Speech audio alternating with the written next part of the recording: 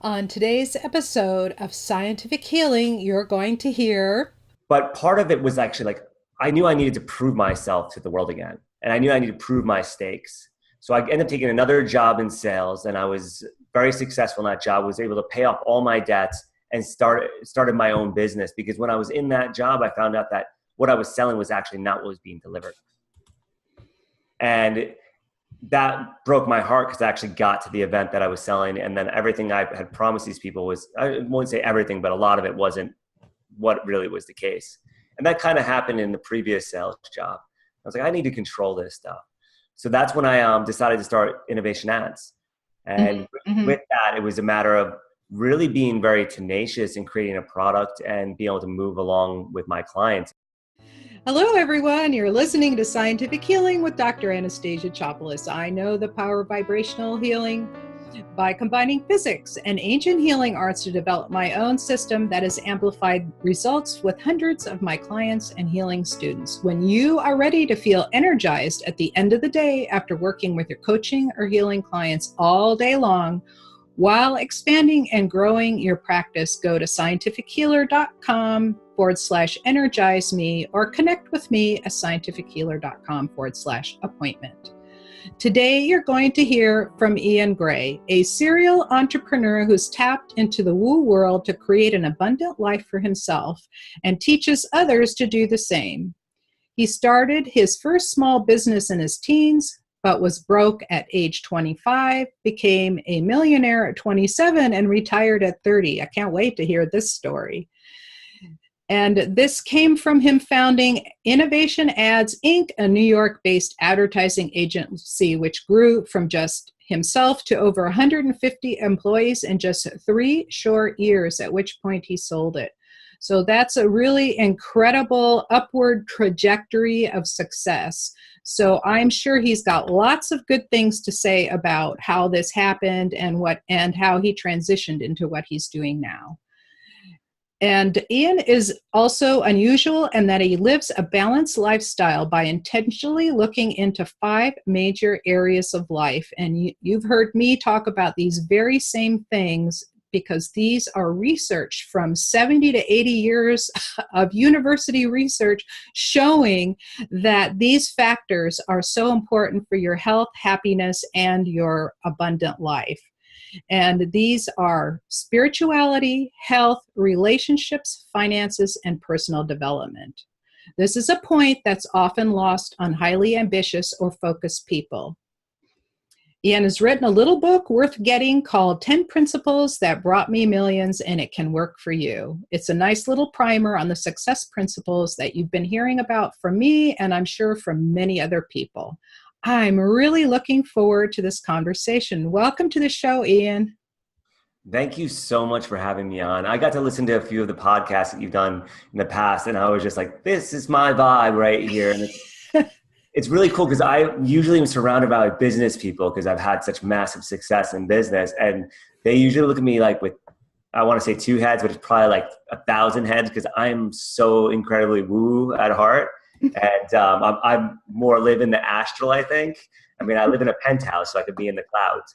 So it's really excited to be on here, and I'm really excited for all the listeners on here. Guys, you're going to want to stay tuned and listen to this all the way through because I weave in practicality to spirituality in all aspects of my life.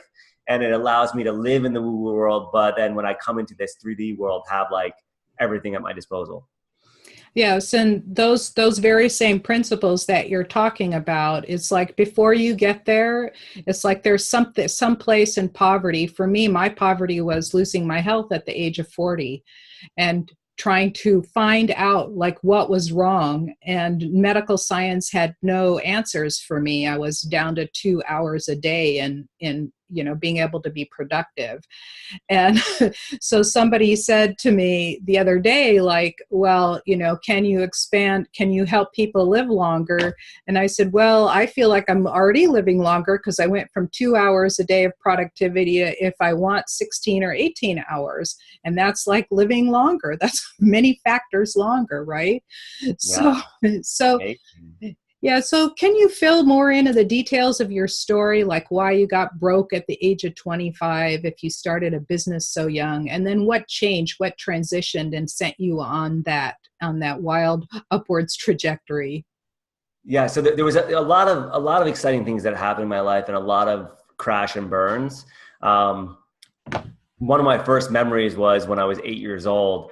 I'd been asking for a motorcycle for my father, and he had always told me, "No, we don't have the money." Anything I asked for, actually, I felt like we were the poorest family on the block. So I was always in this scarcity mode. And one day he actually said, "When you can pay for it, you can have one."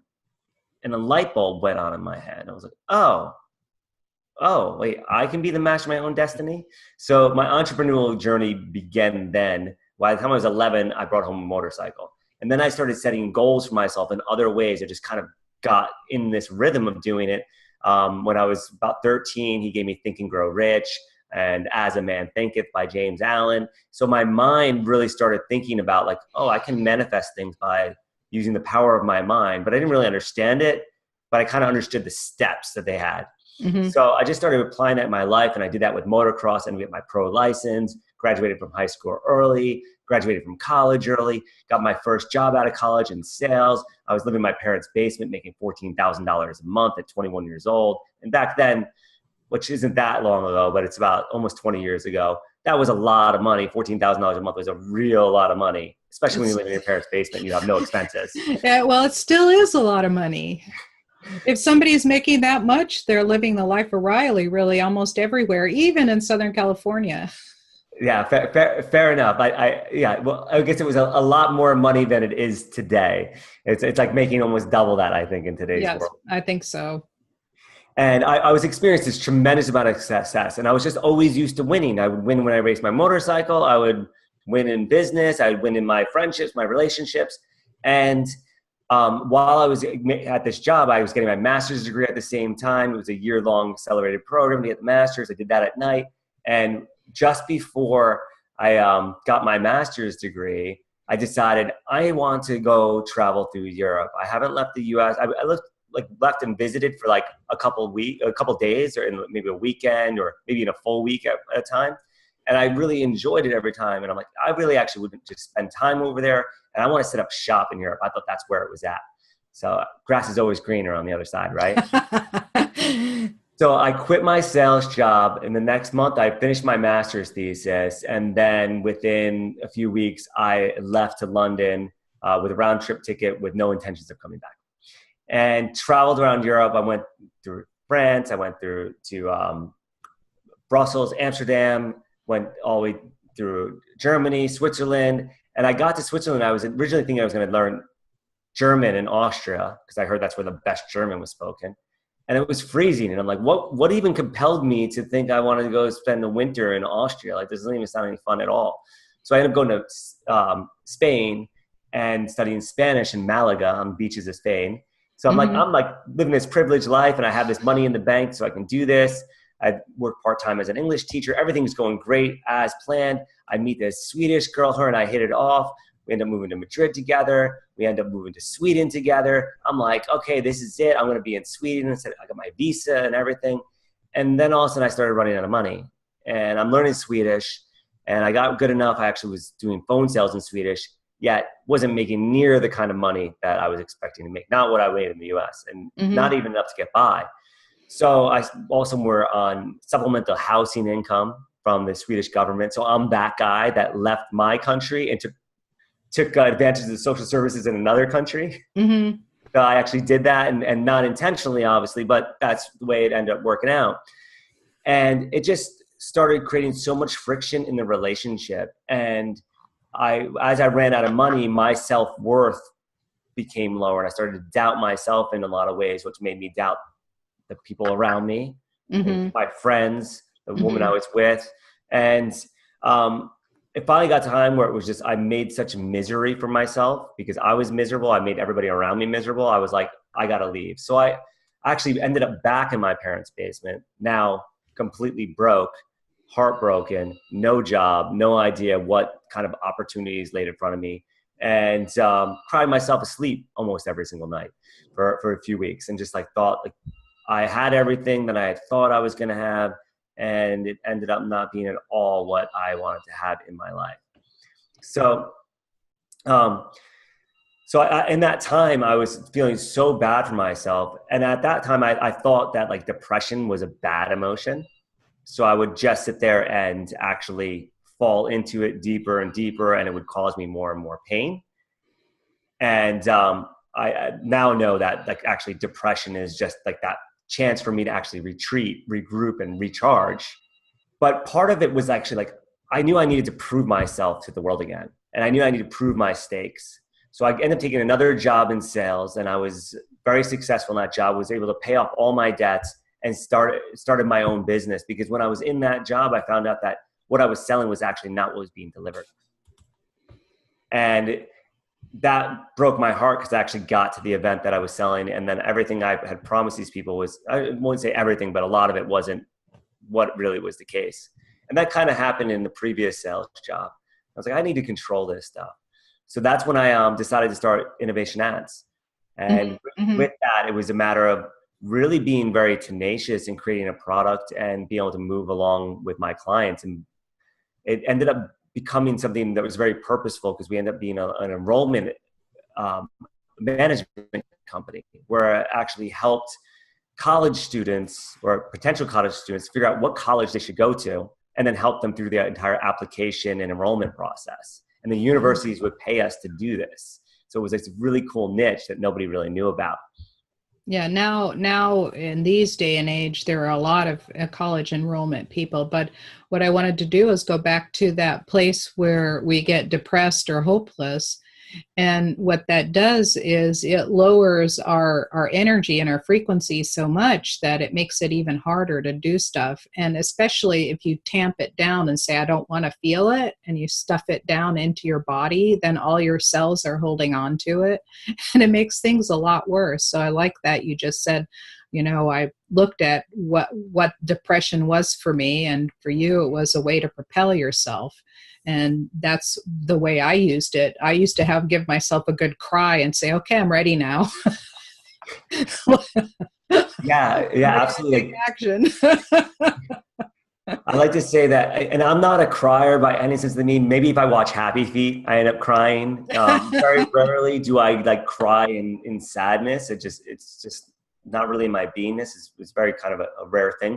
However, I think it's a beautiful thing, because it's actually just, when I'm crying, it's actually the physical release of that energy I've been holding on to. And that's like, the tears are actually a really great thing. And once there's a good cry, usually one feels like, okay, now I'm ready.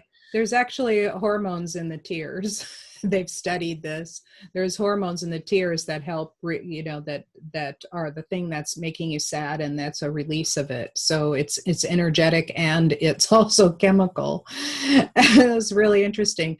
I always say that when people cry a lot, I say that you must be an honorary Greek, because we Greeks, we cry when we're happy, we cry when we're sad, we cry when people are coming, we cry when they're going, we cry when they get married, we cry when they die, we cry when the babies are born.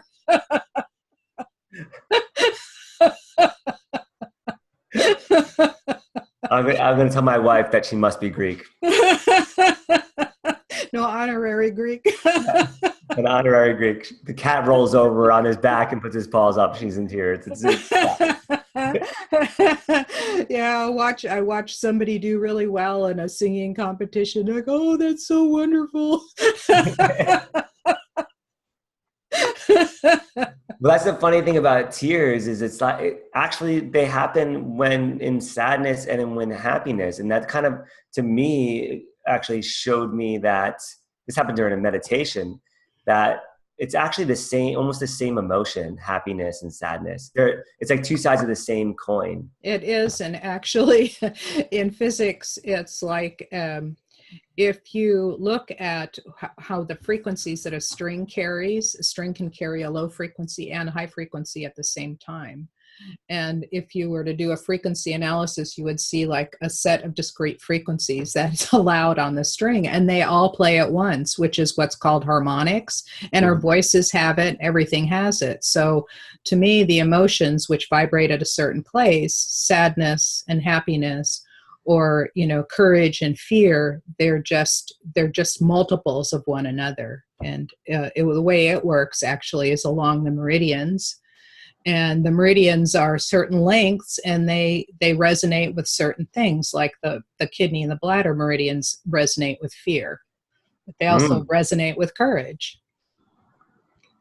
Interesting. Yeah. Yes, there's a lot of physics in our bodies that people aren't aware of. Everybody says, oh, it must be woo. And I'm just going, no, it's not just woo. I can prove your woo.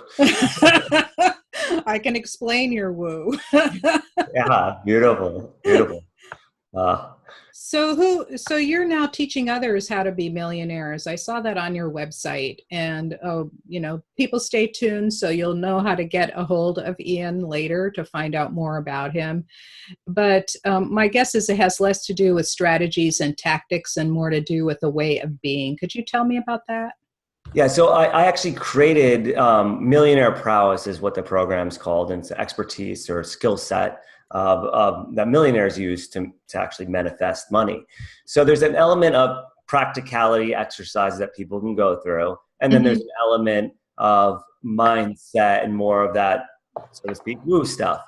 I actually created that course as a result of when I started my business. I started with my credit card. I had nothing. So I actually went to different entrepreneurial organizations. I went to a bunch of banks, turned me down for a loan. I didn't have enough operating history. I got all the excuses that it's like that are all the ones that are in the book. And it actually ultimately ended up becoming easier for me to just get clients to prepay and fund myself than actually borrowing money. So I went to this entrepreneurs organization that was built out for entrepreneurs. So be it. And they wouldn't let me attend because I hadn't proven that I had a certain amount of revenue yet and that I had a certain number of employees because I was a new business. And they shut me out of it. And I was like, wait a second. I've been looking for some help here and guidance for the last 6 months. I've read every single book I could find. There was no YouTube. There wasn't this whole coaching industry. I mean, they existed, but not really. It wasn't in plain sight. And I go to this entrepreneurs organization, and they shut me out. And I walk outside. I'm in New York City, and it's pouring rain. It's windy. It's freezing. It's the fall in New York. Like, not a good time to be outside in the rain. And I kind of just put my head down, cover my face, and I was like really frustrated. Like, what am I going to do now? And as soon as I said that, I looked up, right? Like, where am I looking for these answers? And it just hit me like, one day when you figure this all out, you're gonna create something amazing. You're gonna create something amazing as a path for other people to follow.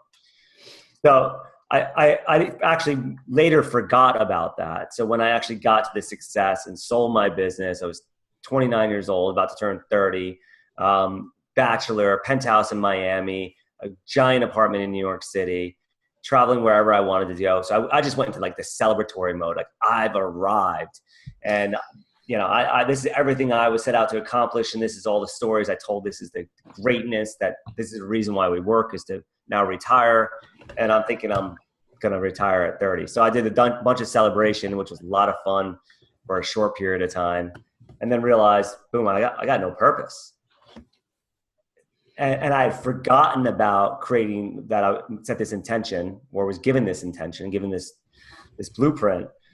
And I started traveling around the country in an RV, racing motorcycles again, because that's what I knew that I enjoyed doing. That taught me so much about strategy and so much about being graceful, whether I won or lost, and just my tenacity, picking myself up from falling, community. And I ended up purchasing a motocross track in Texas that was going on bankrupt to help that community. And then I ended up purchasing a drag strip in San Antonio Raceway for that community, because the racing had kept my family together, taught me so many things. And it was a great, great experience for me to learn how to really build community. And then I reached a certain level of success and realized this isn't my highest calling. And that's when the remembrance came in, like, wait, I'm supposed to help a lot of people get rich. I'm supposed to create at least 1,000 millionaires. You're listening to Scientific Healing with Dr. Anastasia Chopless. We'll return right after a short break. You can actually do simple physical manipulations on yourself to change your mental, emotional state, release blocks, and even release things like pain in your body. And of course, the backup to all of these techniques, the backup is to work out also the spiritual, the emotional, the mental, and then relieve the physical. I have a process that does that. We go through one step at a time and clean up all of, so you didn't, whatever condition that you have, whether it's mental, emotional, spiritual, or physical, whatever condition that you have, especially if it manifested in the physical, was usually years in the making.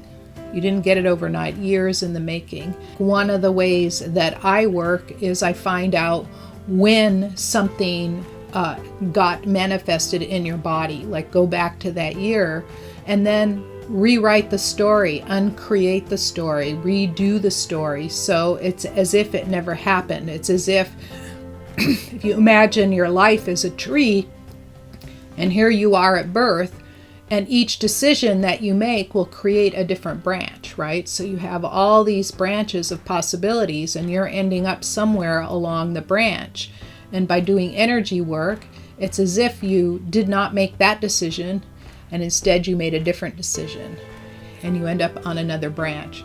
So that's the way I view energy healing with regards to whatever your life is now.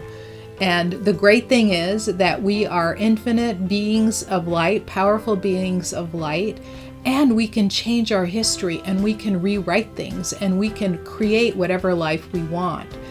And I'm ready to have a conversation with you if that's what you'd like to have in your life. Either learn it for yourself or to have me help you with it. So I have my contact information is scientifichealer.com/contact or scientifichealer.com/appointment. So you can either write me or have a conversation with me, and I always answer whatever queries come through. And I do it personally because I'm very interested in hearing what you would like to hear. Welcome back. This is Dr. Anastasia Chopless on Scientific Healing Radio. Let's dive deeper into our conversation. So I created Millionaire Prowess as a way for entrepreneurs to follow this system and actually become millionaires. And my intention with that is 1,000 millionaires by January 2023. Oh, so you even follow this formula of setting an intention, setting a date, setting a deadline, and now you have this exact, that's your target that you're aiming at. And I always tell people that healing is exactly the same way. The more clear you are on what you want to create in the healing, like I know a lot of healers that don't even know where an organ in the body is. And I say, how can you heal the liver if you don't even know where to send the energy? Yeah, it's about really bringing that. Yeah, it's just like a focus, right? And it's always the same. Asking the right questions, number one. Two, creating a clear vision, setting the intention, setting even a deadline. And then three, doing all the actions consistent with consistent with that goal. So you can ask yourself every day, is this working towards my goal or is it moving me away from my goal? Right? Absolutely. And so I teach practices. So that would be like a piece of information I would give them. And then I give practices how one ensures that they're doing that on a daily basis and for the business that they're in. So it's not like I teach you how to sell real estate. No, this is a strategy and a mindset and practical exercises or just practices one can do every day to check in. Am I on target? Am I not on target? Responsiveness, you need measurement to be able to be responsive. So if I was going to be taking a space shuttle to the moon and I wasn't checking to make sure I was on course every single time, that's a pretty far way to go. 1 degree off, I'm missing it by thousands of miles. So, and the other interesting thing is you only need to be on course only a small percentage of the time. Oh yeah. As long as I'm being responsive. and measuring what I'm doing, because then I'm moving back towards course. So it's never that straight line. It's like, it's not like this. It's like eh, eh, Exactly. And I think that number is like, you only have to be on the course 3% of the time, and the rest of the time you're doing course corrections. Yeah. And another thing that I really highlight is about figure out what items are impactful. Because I know for myself as an entrepreneur, I did a lot of stuff. Everybody's hustling. I gotta work hard for my money. I'm doing a lot of doing, but if I'm doing the wrong things, then I'm using up energy where I don't need to. So it's a matter of identifying those things that are actually driving the impact that's going to bring the success that I intend to bring about. So that was a key component to actually creating the course. Is actually one of the foundational principles. Yeah, well, when I do courses, I pre-sell them because you don't know if anybody's interested in buying it. So you pre-sell it before you create it, and then I sit down, like I have a course in outline, and then I sit down and I create all of the material afterwards. Right. Yeah. So it's proof, it's a proof of concept. Like whatever you do, it's a proof of concept always. And if you get a lot of people saying, oh, I want that too, then you have a proof of concept. But millionaire, saying, yeah, well, this was, go ahead. Yeah. Telling people I can help you become a millionaire, that's really a juicy and attractive and sexy for people. Yeah. And that was channeled to me, many moons ago, back in 2003, 2004. So, late 2003. So, that was just something I knew how to do. I got the blueprint so I could share it. I don't know how I'm going to get to 1,000 people. I don't know what it's going to take. Well, just by being here, you've got a lot of ears listening now. Yeah. Well, but the real question to me, I don't even ask those questions really. No. My question is, who is it going to be?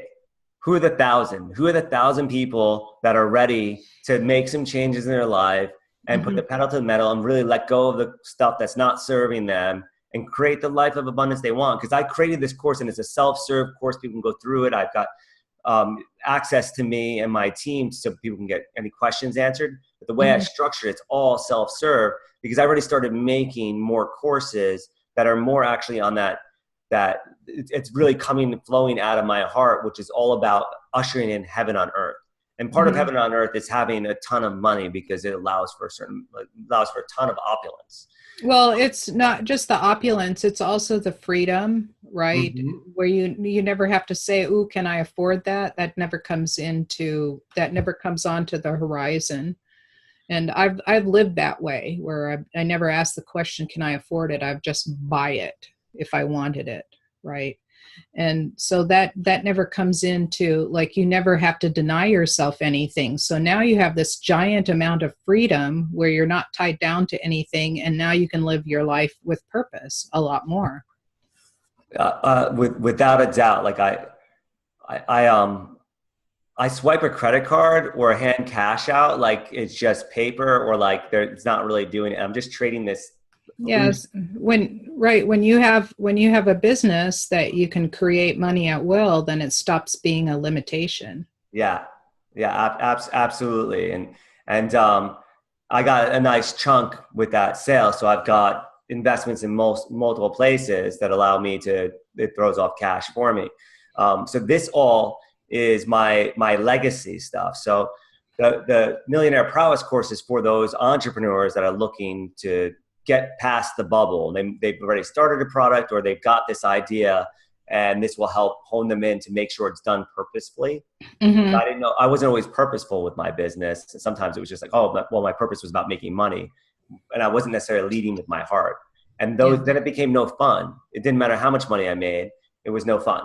Yeah. So people in the energy space, so this is why this is a good marriage, right? People in the energy healing space, they're very purposeful, but they don't hold money as very important. Like, it's just like, oh, well, it'll show up when I need it. And so they live very frugally, don't ask for what their services are worth, not what they're worth, because they're infinitely valuable, right? Yes. But what their services are worth. and they tend to downplay the importance of it. And I compare this to a story that's a story that happened right to me and one of my friends.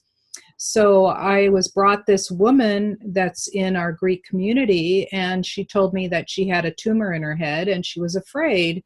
And my daughter, who's also clairvoyant, and I both told her it's a benign tumor. You don't need to worry about it.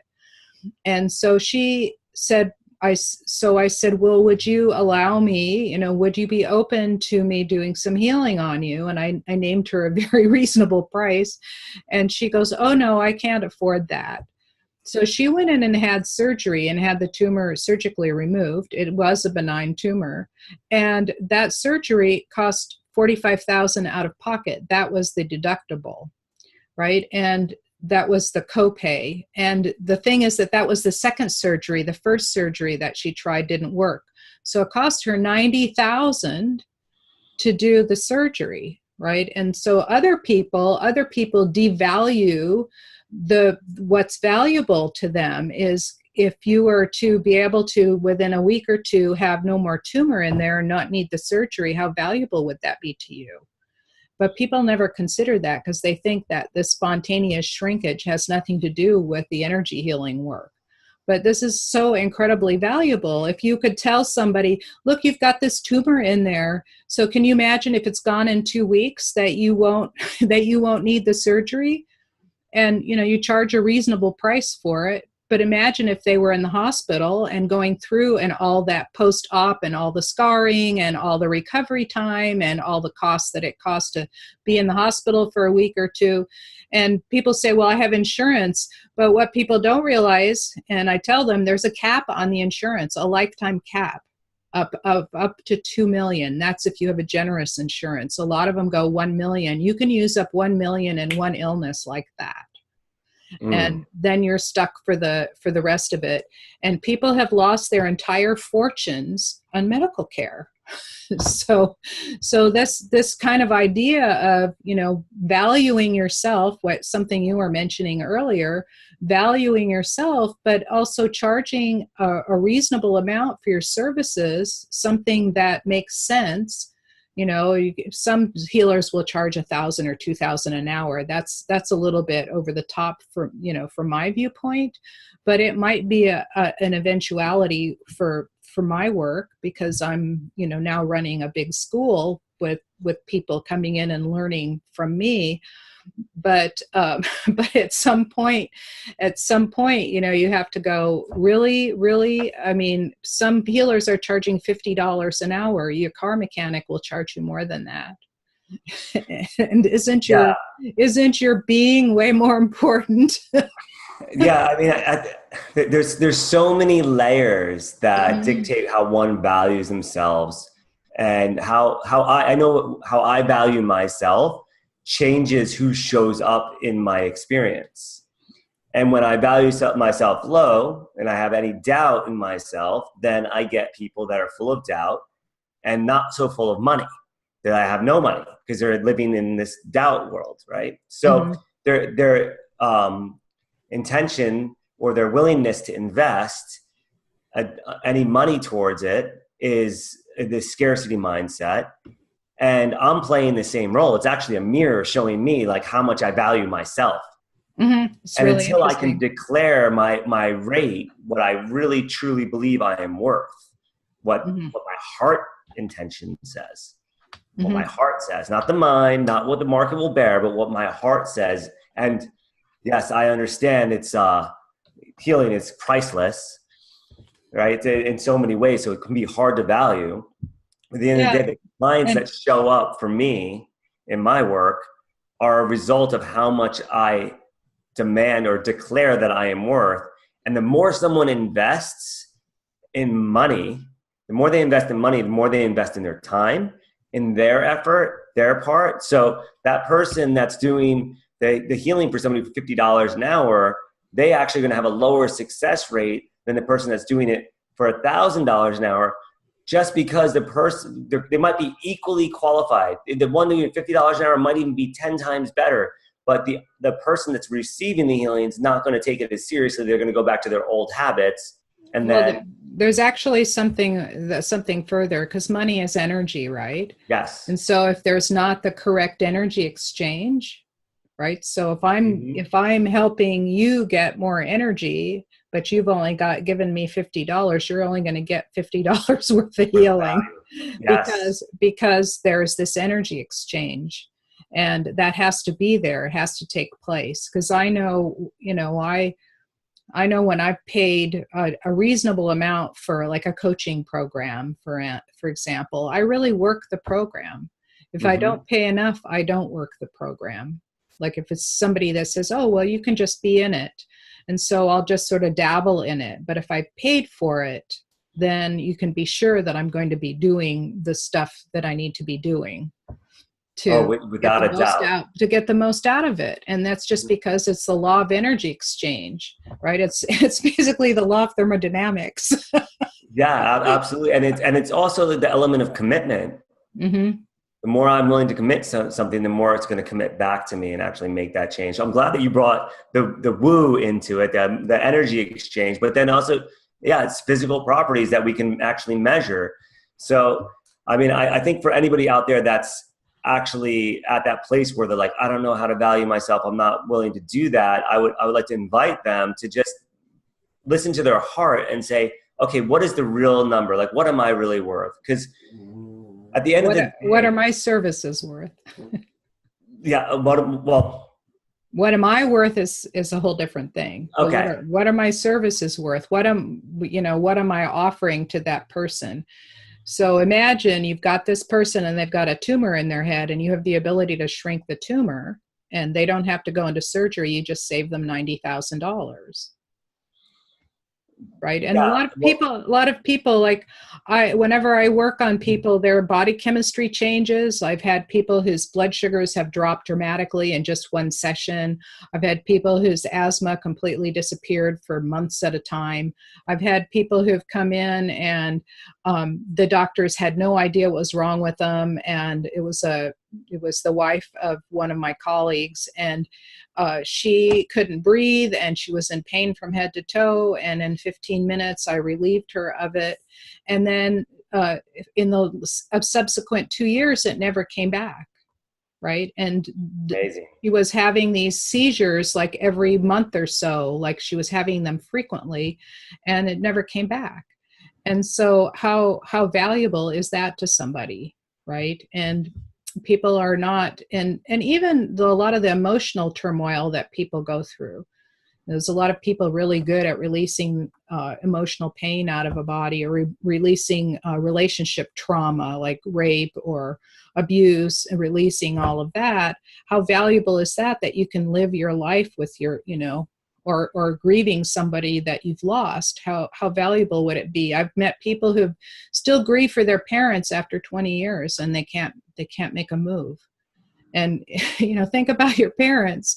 Your parents didn't do all that for you, so you'll be completely um, Miserable. immobilized. Yeah, Yeah. mobilized and miserable because they're gone. That's not what they want for you. Yeah.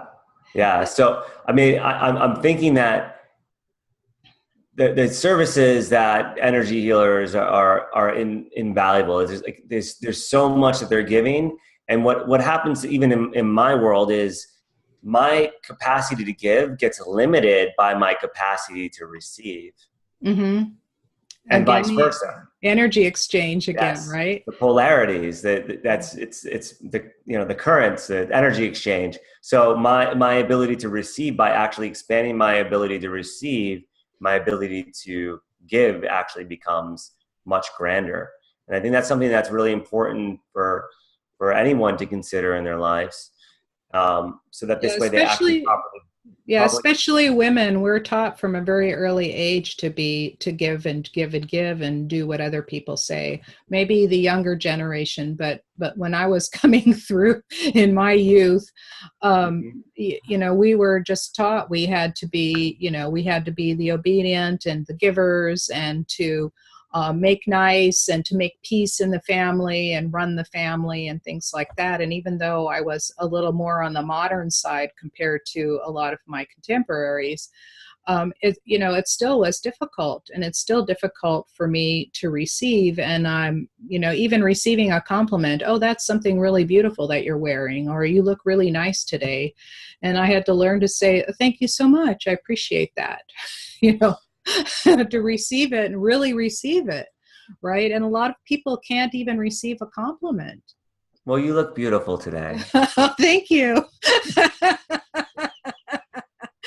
So you had some successes with your program. Could you name somebody that, came in, was stuck, and you helped move them forward? And what was like their primary, like the light bulb that goes on, or their epiphany?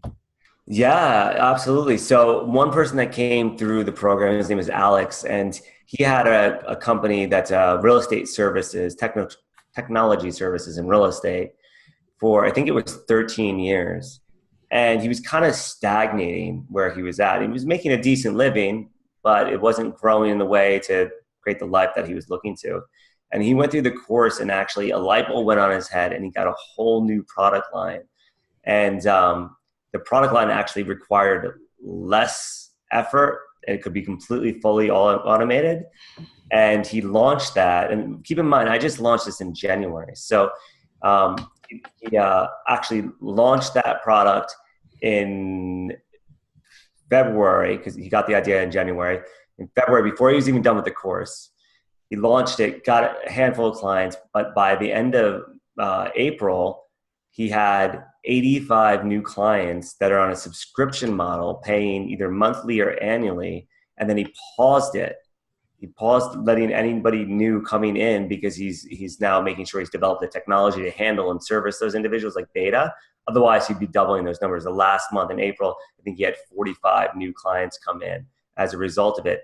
And this is the kind of thing that just happens. It wasn't even in his awareness, but actually going through the practices, it was like, oh, I'm doing so much more work than I need to be doing. I can actually make my life significantly easier by creating this program.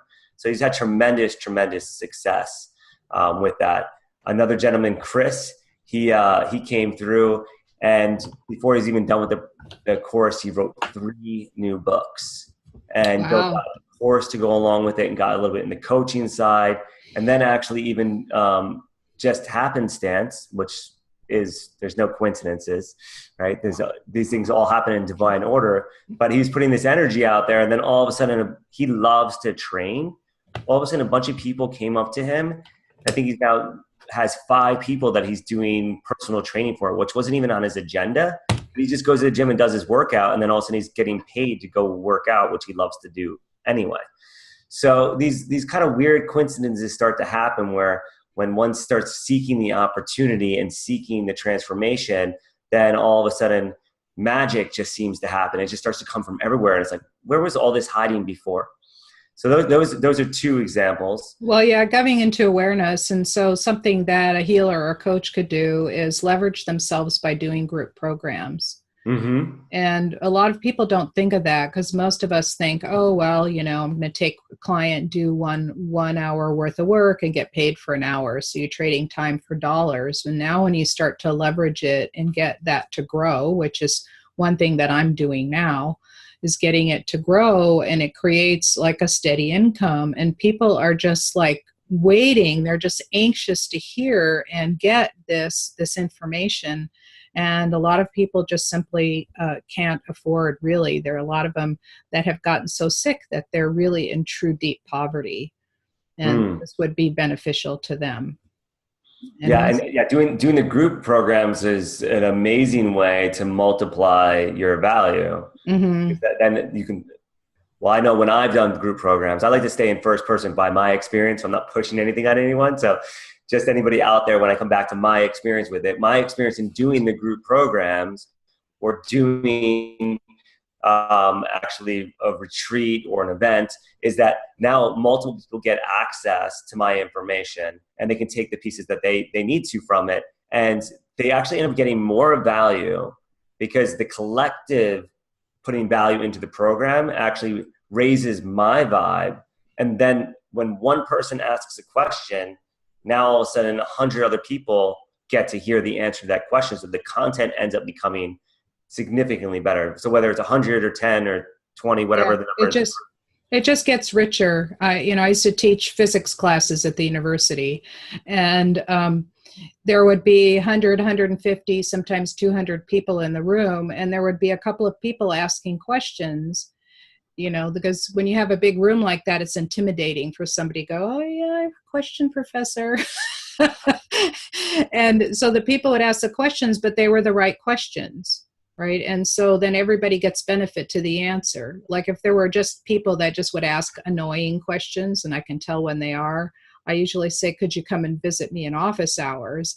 But if the question was something that I felt that the rest of the students would really benefit from, then I would answer it. And I still do that in the programs that I have now, is I do run them all live, because it's just different because I heal them while I'm running it.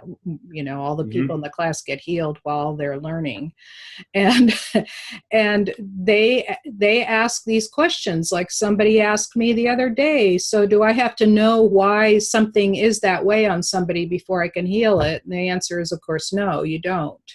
And that was something that I hadn't thought of, but it's something that I do know. And it was really useful for her to ask that question, right?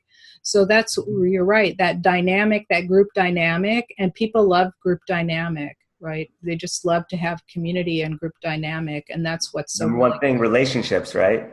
Relationships, number one is relationships. So the 8 factors, number one is relationships. And in fact, there's new research at UCLA proving that good relationships change your DNA, the epigenetics of your DNA, to such that it improves your immune system, so you get sick less and live longer. Absolutely. I think this whole vessel is just a reflection of my soul anyway, the joy, the vibration of my soul. Yes, exactly. So what's the biggest lesson you learned that to do over again you'd pass on to something just starting out? The biggest lesson that I learned just starting out, if I was going to pass on to myself, is actually really the ability to listen to what my heart's telling me. There's so many times that I squashed my intuition. Even when we first started this episode, I did a little bit of that. And it just creates these little disruptions sometimes. And sometimes it creates messes for myself. And I end up in situations that I never would have ended up in. I get the lesson. I do get the lesson. So I'm not upset about it. However, at the end of the day, the intuition is where it's at. And the way I can get to the intuition is actually by getting my mind and my heart into alignment. And when the mind and the heart, and when I say the heart, I include the gut with that. It's all just this connected mind. Mm-hmm. I should say the brain, actually, the brain and the heart, because it all becomes the mind. And when I get that in tune, then I just start to channel, and I get to be in that present moment, and the things that I create are all heavenly. Yes. And when I just listen to the brain, sometimes it's great, and I might be consciously or unconsciously competent with it. However, more often than not, it becomes a little bit of a disaster. Yeah. So really, brilliance is getting out of your own way. This brain game. Right. The brilliance is getting out of your own way. And I don't know why I ever did it, but as we mentioned in the pre-show notes, I started running every day when I was 14. And I started first, it was a half an hour, and then it's an hour. And I stayed an hour. I used to run 6 miles before breakfast every day. And that was my meditation time, because everybody says, oh, I meditate, and they just sit, and I couldn't sit. I just have to get this excess energy off of me. And so I would have a problem in the laboratory. Like I would have I got this really interesting new data, and it doesn't jive with anything else that I've ever read about, any of the other research. And so I just get the image in my mind, and then I just start running, and I'd stop thinking about it. And all of a sudden, kablam, the brilliance would come in, like what it was. And then I was able to write about it and explain it. And that's what all science is you get some data and you have to figure out how to explain it. And when you get some very unusual data, you don't know how to explain it yet. So you just give it up, and let it go and let the brilliance come through. So you're just getting out of your own way. And so some people master it. I don't know why I started doing it that way, but it just seemed to work. So Absolutely. And that I had the same experience with racing motorcycles, moving at high speed. There's a certain attention and I get into that flow state. And all of a sudden it's all flow, right? Dropped away and all kinds of solutions just dropped in. The mind wasn't sitting there interrupting the heart. So that's why that one was a key. Yes, key beautiful factor to really understand. So do you have any big challenges now?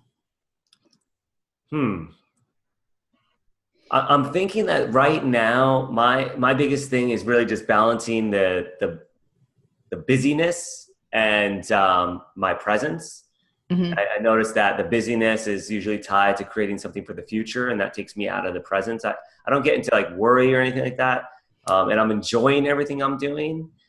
After that new media summit, I've had like 2 to 3 podcasts every single day that I've been on. I've been creating new courses for Evolved Life that are all around the different stages of consciousness that I've experienced and how I've moved from one stage to the next stage and just keep raising my vibe.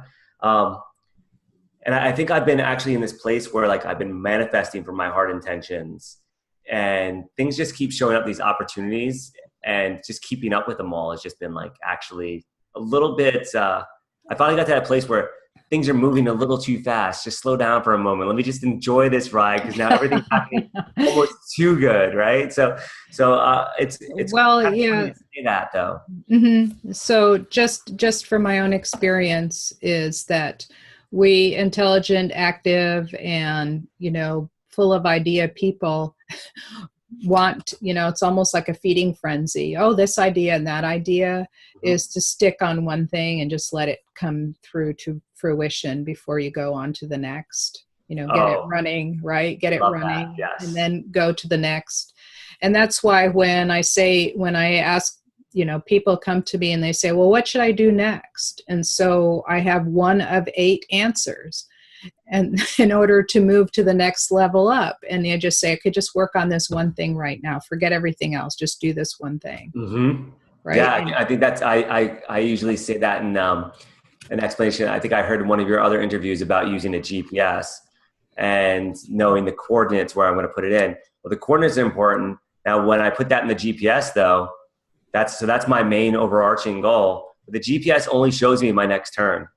It doesn't show me my next 10 turns. So it's not even worrying about the next 10. It's just making sure I get to the next one and then I make the turn and then all of a sudden the next step reveals itself pretty clearly. Yeah, that's why having a calendar is so great. You just put in what you're going to do for the day and then you don't worry about what's coming up for tomorrow unless, for me, I have to prepare a script before I do a show. And if I've got, some shows coming up, some recordings coming up, because I have 2 tomorrow, for example, I have to do 2 scripts the day before.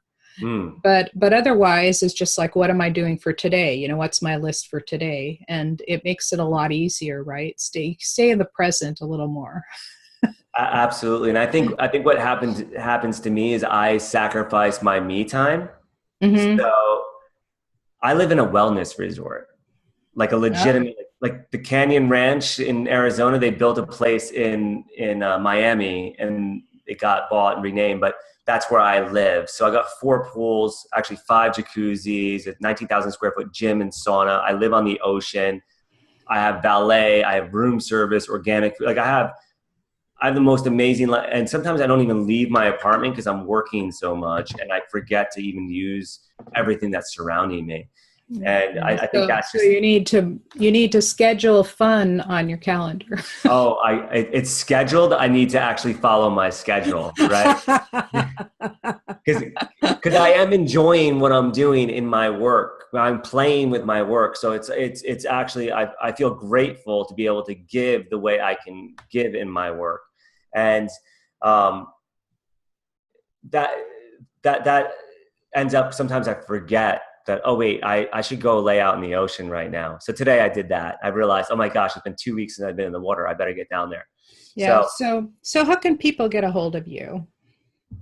So people can either find me on Instagram or on Facebook. It's Iain Grae, and see my name in the show notes there. It's spelled a little interestingly, and lots of vowels Yeah, thrown in there. yes. So I'll put all that in the show notes. Everything will be in the show notes. And I'll also put your website, which is Evolved Life, spelled with Lyfe instead of Life.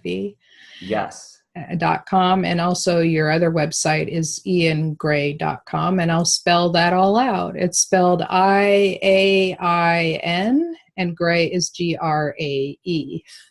Awesome. And what Yeah. I'd like to do is, for anybody that's listening, if the Millionaire Prowess course sounds like something you may enjoy, or you would, maybe the book, you want to look at the book, if you go to free.millionaireprowess.com, you'll get the first week of the course for free. So you'll even get value right there and test drive how I structure it, how it works. So you'll definitely get value that will help you get on purpose. That's the whole first week. And then you also get access to the ebook. You can just download the ebook and actually read that. Mm-hmm. And for Evolved Life, I'll give you the link that's down there. Will have a 28 days free on the subscription model for the other types of courses that I have there. Awesome. Thank you so much. That's very generous. And thank you for being on the show. It was really great listening to all of your ideas and, practicality for helping people really charge what their services are worth, and, some of the ideas, the practical ideas of how to really leverage their time rather than trading time for dollars and so on. Absolutely. I really appreciate you having me on. I do have one parting thought that we talked about in the earlier show, and I just wanted to kind of bring it up to everybody. Your gifts are what creates value. Everybody is born in this world with gifts. And a lot of times, I know I was taught to just give my gifts away, and that would mean I wasn't valuing my gifts. So if that's you, just think for a minute. Would you rather be getting paid for the things that you're gifted at?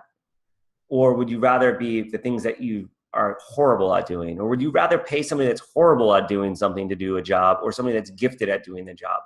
So just take that into account, because I know for me, a lot of people do think, oh, well, you're so good at it, why would I pay you? Well, that's exactly why you would pay me, because I'm so good at it. So there's so many gifted listeners on here, and my intention is to raise your vibe so you can experience the heaven and earth that I am. You deserve the opulence, and I'm really excited to have you as part of the tribe too. Oh, awesome. Thank you. Yeah. So about that, there are two things that I always say: that someone is praying for you to come along to help them. Right. And number two is when people call you a genius in something, accept it, because what feels really easy for you is really difficult for somebody else to do. So true genius, when, people called me a genius, I thought, well, what do you mean? That's just like easy peasy. and my daughter, who is a very incredible artist, I always say she was born with a crayon in her hand, because by the time she was 3, she was really constructing and drawing some really amazing things. And by the time she was 8, she could do portraits that looked like the person, which is really hard to do. Yeah. and she's like in constant creative mode. And then she would say, oh, this is just, she would like do something really magnificent. She'd look at it and she goes, here, just throw it away. Yeah. So value your gifts. Other people will value them too. I know. And I said, you could charge $2,000 or $3,000 for that. Like this big giant painting, you charge $2,000 or $3,000 for that. Really? It's just, yeah. Because nobody else can do it. So I had to explain it to her that, genius is something that is really easy for you and really tough for somebody else. Absolutely. Well, thank you so much for having me on, and thank you for staying on here and being part of this broadcast. I really appreciate it. Tell all your friends. This woman is amazing. So you got to listen to all of her shows. It's great. Thank you so much, Iain. And thank you for listening to Scientific Healing, and for our fascinating guest, Iain Grae. You can connect with him at evolvedlife.com, and life is spelled with an Y, and you'll see the rest in the show notes. Let's you and I connect. Go to scientifichealer.com/energize me to check out my certification program to help you thrive as a healer or coach while building out your 6-figure and more practice. When you're ready to learn more, I invite you into a conversation right now. I have reserved time for you on my calendar at scientifichealer.com/appointment. This is Dr. Anastasia Chopelas. Until next time.